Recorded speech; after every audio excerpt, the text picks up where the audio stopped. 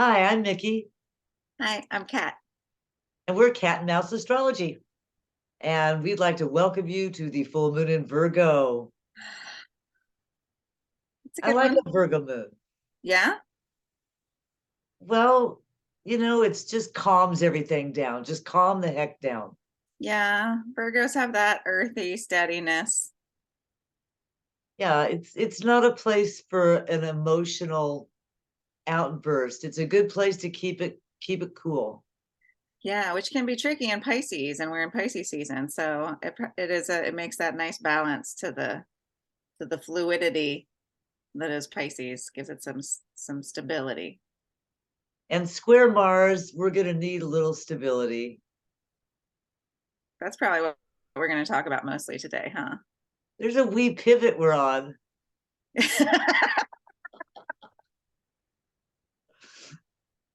I mean, It's a here's wee Mars balanced between the sun and the moon. pivot. And that Mars is just now reaching the place where it's moving forward.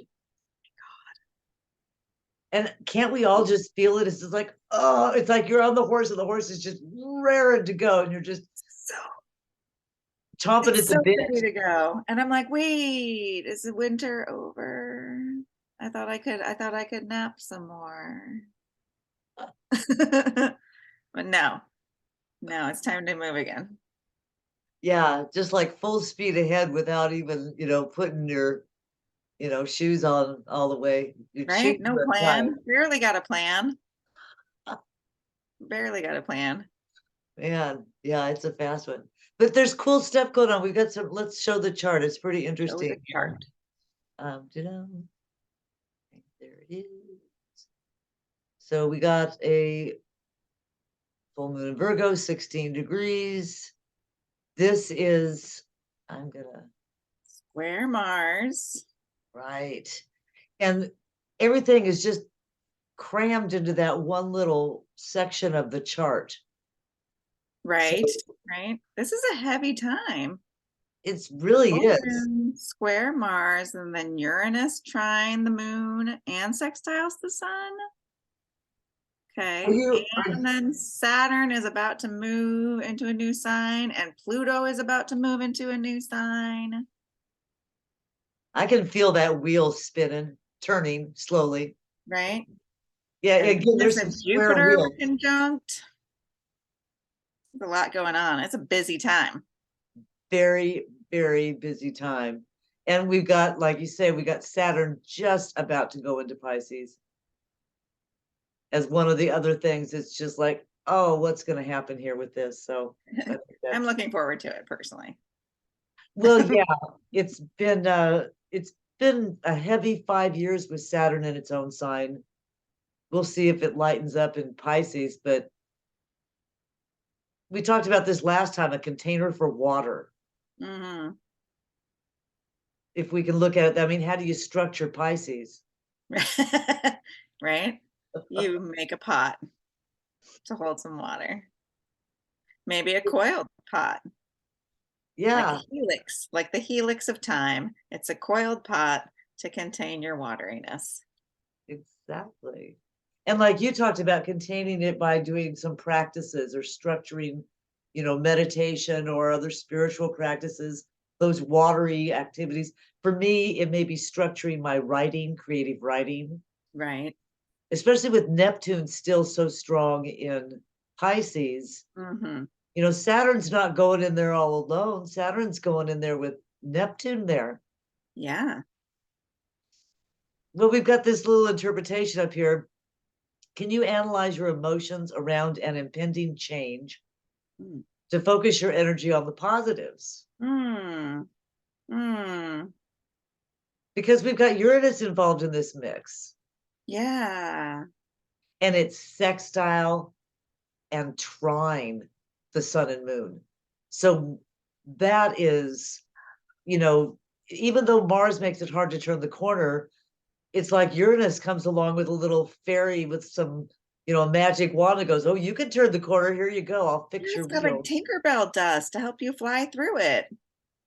Isn't it Oh, nice? it's so There's, relieving. Like I know a few handful of people who are going through really hard times right now because they are in these transition periods, and the transition periods are just feeling so sad.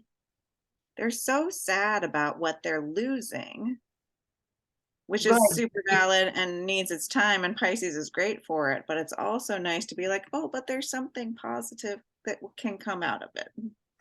That's a really good point. And Mars is known as, it is, we didn't write it on here, but it's known as cutting something out.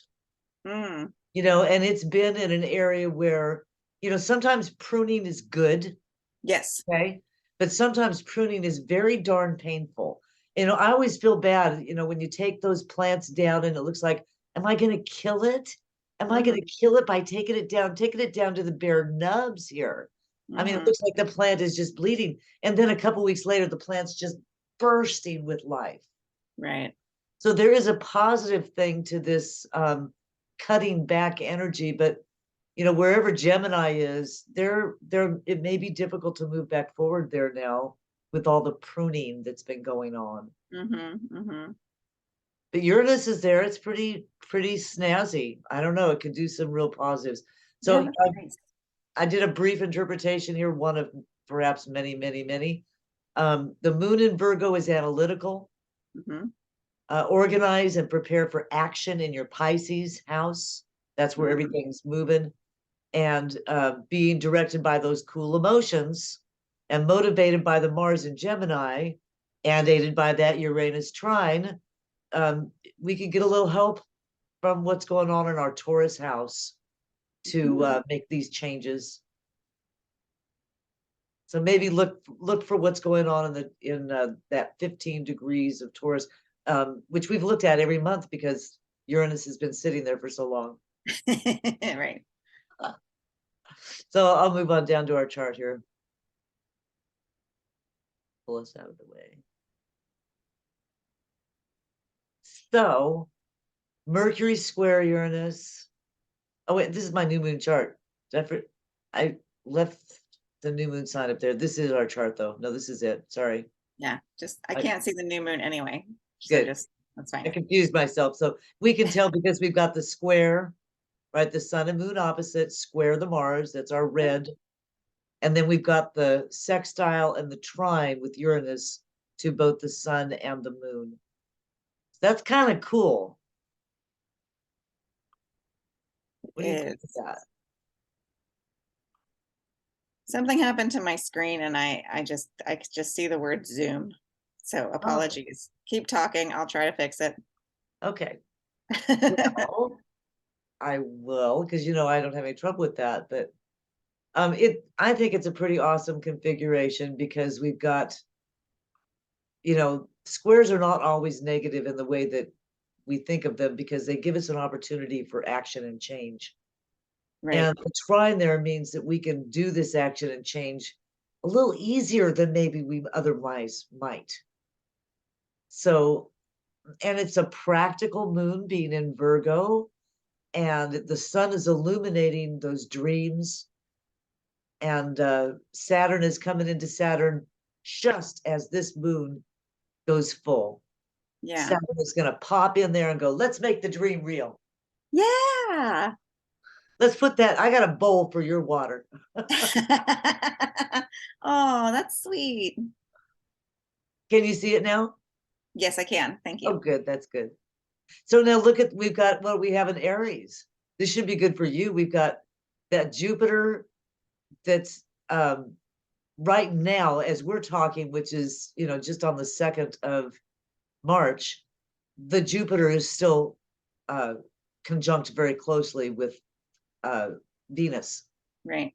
But in a few days, we'll see that Venus will take off and move ahead a little bit, but it's still within 5 degrees there. Still conjunct by the time we get to the full moon. It is still conjunct with right in between it is healing Chiron. Right. What a beautiful configuration. This is pretty amazing for the Aries house and a new start and a fresh spring. And a fresh spring. And it's my first house. Nice. That's like a birthday. It's like a birthday. Like a birthday. It is. Happy birthday to us, Aries risings. Exactly. Well, I'm looking forward to this too, even though it's my seventh house, because it's like blessings on my relationships. Yeah, Healing. gorgeous. Yeah. So it feels pretty nice there, this little kiss we're getting from Venus. And when she goes into Taurus, she'll be there with Uranus, which could be a nice surprise, Yeah, even a good practical surprise. So right. Right we've there with the also North got that Node. a couple degrees of, sorry, were you going to say something? Just with the North Node too. Oh, yeah, that's right. It is the North Node, which takes us in, again, new directions. And we've got the uh, spring equinox coming up. Right. So this, I think this is a pretty, very positive change, or at least an ability to make a change that's necessary more easy. Yes. Yes. It might even just be really easy. Ease and grace. Yeah. You can let go Oh, with wow. grace. You move forward with ease. Look at, we've got Saturn and Pluto both at 29 degrees. Mm-hmm. I think that's a pretty powerful signature too. Yeah, especially since Pluto's been in Capricorn for like 20 years or something. Right. That's like a So generational shift. huge, huge. That's why everybody's been talking about March as being such a big deal. And it feels like, again, it's only the second of the month when we're talking about this, and this moon is coming up on the 7th. But it feels like if you turn around and blink this month, it's going to be over. I know, right? I can feel that already. I'm already like, what do I need to plan for the end of the month? And I have this anxiety that's like, the time's gonna slip away. Like the spring is gonna be gone, and in no time, and I won't have done all the things that I wanted to do. That's exactly how I feel. It's like, man, and there's the list is even too long to actually write down. Of all the things you want to do. Yeah, I wish I would have already done by now. That's that Saturn and Pisces. Saturn and Pisces is going to be like all dreamy about like what's possible. It's going to be unrealistic. Unrealistic Saturn. Yeah, again, structure in that water is going to be a challenge for Saturn. Yeah. Kind of like what's that song? Can you hold a moonbeam in your hand? I don't know. You put something in your pocket. Yeah, something a I don't little remember. ethereal about this, like you said, fairy dust, Yeah. a bit of fairy dust. Let Tinkerbell's me, fairy dust. I'll scroll down to our Venus and Mars stuff here. Venus and Aries, Venus just kissed Neptune again in this beautiful dreamy hello before it stepped into Aries. Okay. So Right. it just kissed Neptune, and now we're getting this Jupiter kiss. Mm-hmm. So, and then again being followed by Saturn, there's something that may be crystallizing the dream. And then, an ability to take the dream forward, especially when Venus moves comfortably into her home sign of Taurus. Yeah. She's moving pretty fast here. Yeah. So She Mars, is she shifting from her evening star state and she's like moving backwards kind of through the sky? she is getting ready to do, and I've been studying this, but I'm not ready to talk about it with any intelligence. But she's getting ready to make the final or the beginning of the 8-point star for the new series of 8-point stars, Yeah. right? So we're going to have a 40-day retrograde Okay. this summer with her. Okay. So I believe she's on the other side, which is the side where she is visible and not dark, and she's going to go through the darkness, do her Yeah. Persephone deal, and come Okay. out the other side. Okay. So she's the evening star, then she'll do her descent, and then she'll pop back up as the morning star. Yes. Okay. Yeah. Yeah. That's where we're at. Right. And Mars is now again pulling forward in Gemini. We're right there again, right where we were last fall, October, November. If you're feeling a deja vu, well, yeah. Um, And it's going to be all a new territory here starting March 18th. So what's from last fall? Things we were trying to do last fall are coming back around. Our actions, Mars has been just playing in this field since, for 6 months. Yeah, a long time. I mean, it was between 8 and 15 degrees forever. Mm-hmm. Like literally going down to 8 degrees, then coming back from 8 degrees. So and slow. right at this moon, where is it at now again? It's at 21 degrees on the moon. So it's still not to 26 degrees where we move into new territory. Right. It's still going over the past actions. So the couple of squares, the Mars, in that dual action of Gemini, the mutable Gemini, the Mercury ruled Gemini, squaring the sun in Pisces and the moon in Virgo. Like I said, I kind of call it a handle. Yeah. But it might be hot. Definitely. You grab a handle on the stove, and if it's too hot, you burn yourself. This could be a hot handle. Gemini can kind of be that way anyway, as someone who has like nothing in Gemini. Yeah. I think this is something where you can burn yourself if you're not real careful. Yeah. Literally and figuratively. Right. But I think it's possible not to.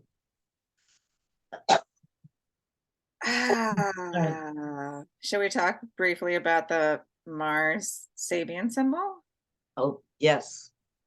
It is where it's been before. A tumultuous labor demonstration. So conflict over values and conflict over action.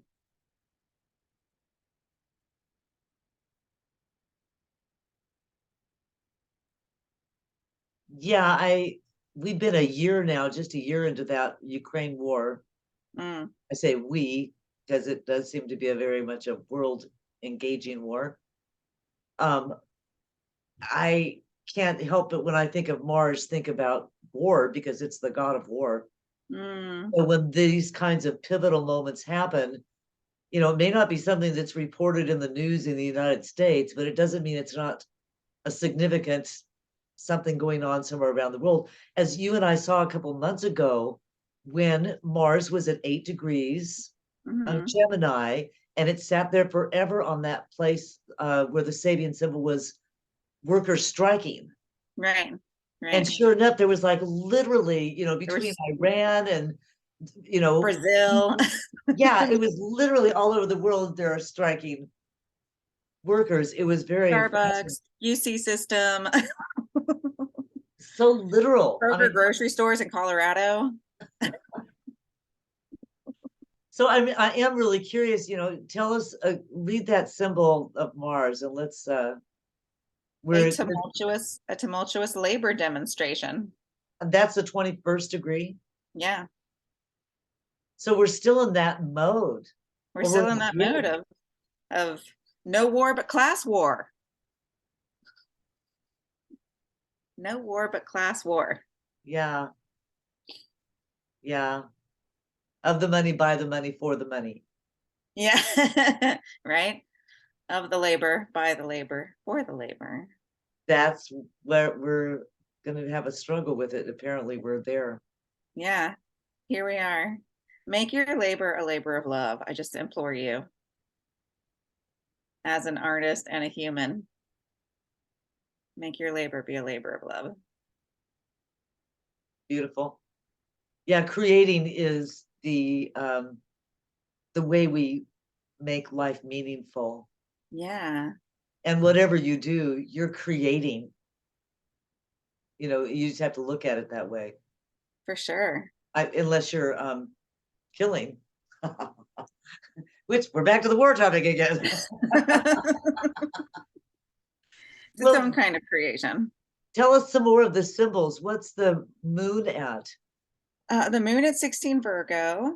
Um, Children at a zoo brought face to face with an orangutan. So you can look at that some different ways. It can be confronting your wildness. It can be confronting where you're caged. It can be, if we want to get into specifics of orangutans, orangutans are incredibly antisocial creatures. One of the only actually monogamous primates. They can go like the vast majority of their lives without ever seeing another orangutan besides the one they're partnered with. And they are losing their homes to deforestation. So there's my little orangutan spiel. But I think mostly it probably refers to confronting some aspect of yourself that is suppressed. Probably a suppression of the wild.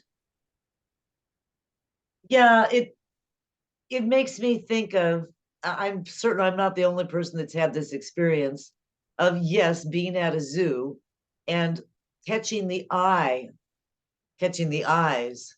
of an animal and getting a wake-up call about, I mean, kind of like a reality wake-up call. Like for me, it was a lion who was pacing in his cage, and I caught his eye, or he caught mine, I'm not sure, but we locked eyes. And in that moment of locking eyes with that consciousness, I will put it that way, Yes. there was an understanding in me that I was not only small, but I was edible. Yes. And all of my convoluted ideas were actually, you know, ashes to ashes, dust to dust, baby. Because Yeah. if it weren't anything, but if there weren't for that fence between us, I'm sure I would not be here today. Right. I know. It does make you come to like a realization that like forget your opinions and your ideologies, because in the end, the worms are going to win out. Right. I never got down with that whole like pecking order hierarchy.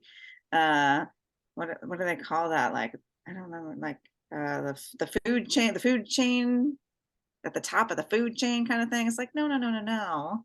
It's a fucking circle. And the worms are gonna win out in the end. Yeah, that's right. Compost for the trees. So yeah. Yeah. Yeah.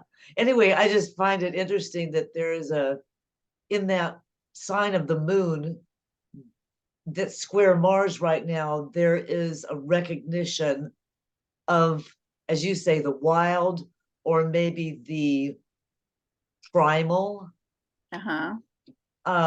or maybe the uncontrollable, Way uncontrollable.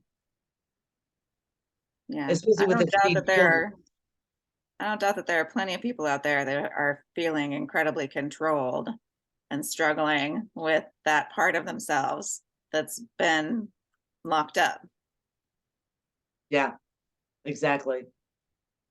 Yeah, and it's certainly squeezing things right now, like from all sides, whatever your persuasions are, unless you're, I heard this term the other day by a comedian, it was pale male. Yeah. You might be feeling squeezed if you're not in that category. Yeah. And even in that category, it's hard to be, I think, probably pale male um, if you don't have that ideology. If Yeah. you're a feminist and a humanist, you're also trapped in a skin that's giving people um, a label about you that may not fit. Yeah. Yeah. That's always a potential. So, well, I don't know. There's a lot to unpack with that. What's our sun symbol? Oh, this is like the best one. 16 Pisces. In the quiet of a person's study, a creative individual experiences a flow of inspiration. Ooh, I need that. Right? Don't we all? And we all get it because it's the sun sign. That's nice. In the quiet, a creative individual experiences the flow of inspiration. That's very cool. And this is trine Uranus, so maybe it'll be like a real aha moment. Oh, those are the best, where you just Or is like it can't sextile? stop. Can't Sextile stop. Uranus, yeah. Just like inspiration, Mhm. enthusiasm. What's the word I want to look for? Where there's some like a big idea. Oh, I don't know. Awe-inspiring, nourishing, exhausting. Like, it feels so nourishing in the moment when you're in that state of flow, and then, like, you finish, you're like, "I finished. I did it." And then you crash. Right. You're like, "And now I have to nap for a season." Yeah. And like you said earlier, there's just sort of that springtime impetus to like, I gotta get these seeds in the ground. I gotta do it right now. The rain is coming. I've got to plant the seeds. And Yeah, it doesn't seem like it should be time for that yet. I mean, that I'm using that as an analogy, but of course, I mean it literally too. right. But it's a great analogy. But it's also true for so much of what we want to plant in our life for Yes. this upcoming year, Yeah. which feels to me like it's the year that we get to come out of COVID, though there's no signs that that is true. Except for everybody in the world pretending like it's over. Exactly. Aside from that, That's a sign that says it's true. I don't know. COVID seems to be propagating pretty well where we're at right now. It's the COVID's doing fine right now, but Yeah. we have moved, we with Saturn moving at this moon into Pisces, it leaves the square to Uranus. Mm, So it's been in square to Uranus for a long, long time. true. Right. And this is going to be a relief, like you said. This move from Saturn into Pisces, I think, is going to give a lot of people it may be hard to build something because it's a little wet, but Yeah. But it offers the like dreaminess of imagining a new world, especially with Pluto moving into Aquarius. And so much of the pandemic was like being forced to acknowledge that the way the world is set up is not good. I mean, I know a lot of people have been saying that for a long time. So it's like not new information, but all the people who could pretend like the world was okay couldn't pretend anymore. Right. And so we're being gifted the opportunity to envision what would be better and a new kind of structure. And that planet of structure, Saturn, moving into the house of secrets and the subconscious and the past and karma, gives us the dreamy, surprising Uranian options that we haven't even been able to think of yet. But now's the time. beautiful. Yeah. Yeah. Let's dream up a new structure. That's right. And we might be surprised with the results we get. That's right. Yeah. Ooh, I love that. Well, let's look at the trine real quick Okay. before we stop. Uranus trine. Yeah, we've got some nice trines going on here. Uranus trine the moon. Okay. Yeah, it's trine the moon, sextiles the sun. So I put a little interpretation down there. An ease to the Uranian changes coming into the Virgo and Pisces houses.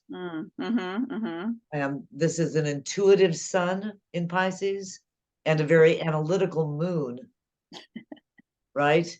And Right. Beautiful. there's a slow ploddingness to Taurus, so that those steps that we're taking, um, Mars may be feeling thwarted, as we talked about, like, I want to go, I want to go. But, again, hold your horses. Yeah. settle down. Take it Yeah. a step at a time, and things will probably go off a lot easier than otherwise. I don't know. What do you think here? Yeah, I think so. And I think like be gentle on yourself. I think that there's a time and a place for everything. And if you don't meet your goals, maybe you gave yourself unrealistic goals. Yeah, yeah, And there you go. And give yourself time because we've got, Saturn coming up to, almost 3 years in Pisces to 3 years, make these we got dreams time. real. Yeah. We got time. Uh, so for me, this is my 12th and 6th house, and I know what I need to do, and I know what I've started. Like at my 6th house, I'm like changing up the way I'm eating, and that's helping. And I'm getting more into my regular exercise habit, and that's helping. And I know that in my 12th house, on the opposite side, I need to create the structure for the imagination. And I don't need to start that on the 7th and expect it to be fully formed on the 7th moving forward. I never fuck up, right? It's like, no, I'll start on the 7th, and I'll like maybe prepare a little bit ahead of time, get my space set up and what might work, but leave the room for the flowy Pisces adjust. I got 3 years to figure out how to make this new structure work right. Exactly. And with the Jupiter and the Chiron and Venus all conjunct at this time, Yeah. there's, a real, like I said, a kiss. There's a an a beauty that's added, a Yeah. value added, a value added, A value add and a healing. a healing and a big value added. I really like it. I'm gonna just scroll down real quick. There was a couple more Sabian symbols. You did the Mars, the Uranus. There's the head covered. What do you think of this one? Head covered with a rakish silk hat, muffled against the cold, a man braves a storm. I'm not sure what rakish means, but is that like dapper? I think of rakish and dapper as being very alike. Okay. Yes. I mean, it's a silk hat, so it's like Yeah. no war but class war. Yeah. And uh against the cold braves the storm, like it's a change. And like we talked about earlier with people who are going through these changes that are really, really sad, and they're going to feel really tumultuous, like a labor strike, like a storm. But you have things to help buffer you have those trines and sextiles to help Yeah. buffer. Giving the courage needed to meet the crisis. Yeah, and the kiss of Jupiter, Venus, Chiron, to add the boost of beauty, value, and healing. Yeah. I think we're gonna make it through this one and have something brighter to look forward to, even if the change may not initially feel great. In the Right. long run, we may look back on it and say, wow, that was really the time Yeah. that things got to move in the right direction. Hmm. Well, Beautiful. any final words on this? I think we nailed it. I think so. I'm ready. I'm ready, boy. Let's go out and enjoy this analytical moon. Keep it cool. Yeah. Keep it Keep it cool. cool. Stay chill. If Mars starts to get fiery, just keep that chill Virgo moon and analyze what's going on and Get back to your values. get back to the values and let let that Piscean sun dream and seek a better future. Hmm. Exactly. Right. Well, we'll see you guys on the new moon then. Yeah. Go look at that Venus Jupiter. It's out there right now. Yeah, Venus, Jupiter. Oh, it's bright in the sky. So good. So good. All right. See you next time, guys. Bye. Bye.